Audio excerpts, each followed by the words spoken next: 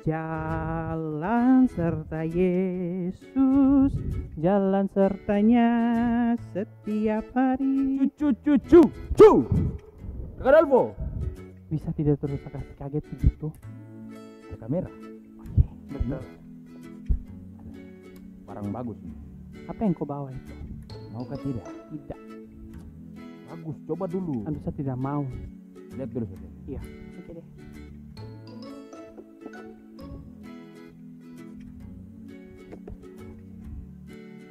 Apa juga terus? Mau taruh tidak? Nanti polisi tangkap bagaimana? Tidaklah, saya tunjuk. Ikuti dengan serius ya. Shalom adik-adik. Shalom. Kita berjumpa lagi Oh iya betul, kita berjumpa lagi di Sekolah Minggu Online GKI Kanan Perumnas 4 bersama kakak Kakak Opo dan Siapa? Kristo. Kakak Kristo. Nah, kita akan mulai dengan sekolah minggu kita di pagi hari ini. Tapi sebelum itu apa Kakak Adolfo? Sebelumnya kita harus berdoa dulu. Nah, kakak harap adik-adik persiapkan diri, persiapkan hati untuk kita memuji, memuliakan nama Tuhan, mendengarkan firman Tuhan. Terlebih kita menjadi pelaku firman Tuhan. Kita akan mulai dengan berdoa. Doa ini akan dipimpin oleh kakak Adolfo. Lipat tangan, tunduk kepala, tutup mata. Kita mau berdoa. Kita berdoa. Terima kasih Tuhan Yesus yang baik. Di pagi hari ini kami mengucap syukur karena Engkau selalu menyertai kami. Dan di pagi hari ini juga Tuhan kami akan beribadah. Tuhan mau sertai kami dari awal pertengahan sampai pada akhirnya. Dalam peribadatan ini boleh jadi hanya seturut dengan kehendak Tuhan Yesus saja. Terima kasih Tuhan Yesus, inilah doa kami, hanya di dalam nama-Mu kami berdoa. Amin. Kita terus mengucap syukur dan berterima kasih, walaupun peribadatan kita cuma hanya lewat online di YouTube saja, tapi tidak mengurangi sukacita untuk setiap hari Minggu kita mengucap syukur dan berterima kasih di Sekolah Minggu Online kita. Untuk itu kita menyanyi lagu Ku Masuki Gerbangnya.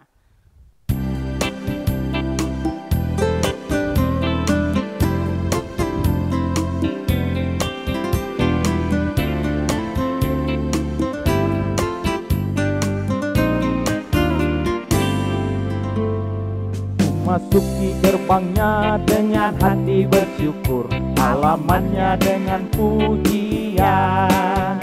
Ku tahu hari ini harinya Tuhan, ku bersuka sebab Dia girangkanku.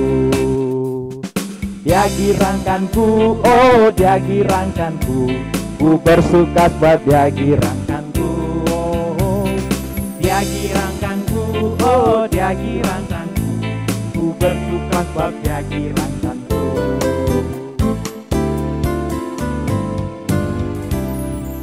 Adolfo, Ya, Kak Kristo ini kayaknya curiga. Di rumah ini ada yang masih loyo-loyo, ada yang masih muka bantal, ada yang masih kunyah-kunyah nasi juga kah, atau kue kah.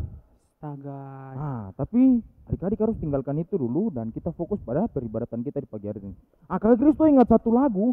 Lagu ini berjudul Umat Israel. Nah, menyanyi dengan semangat ya.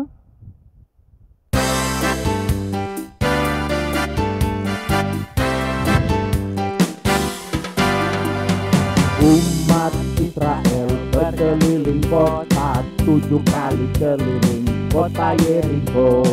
Umat Israel berkeliling kota, 7 kali keliling kota apa? Yeriko. Mereka berseru, mereka bersorak, rubuhlah tembok Yeriko. Mereka berseru, mereka bersorak, rubuhlah tembok Yeriko. Masih dengan semangat ya adik-adik, lagu selanjutnya lagu Do Re Mi. Do mi sol do. Oh, do re mi.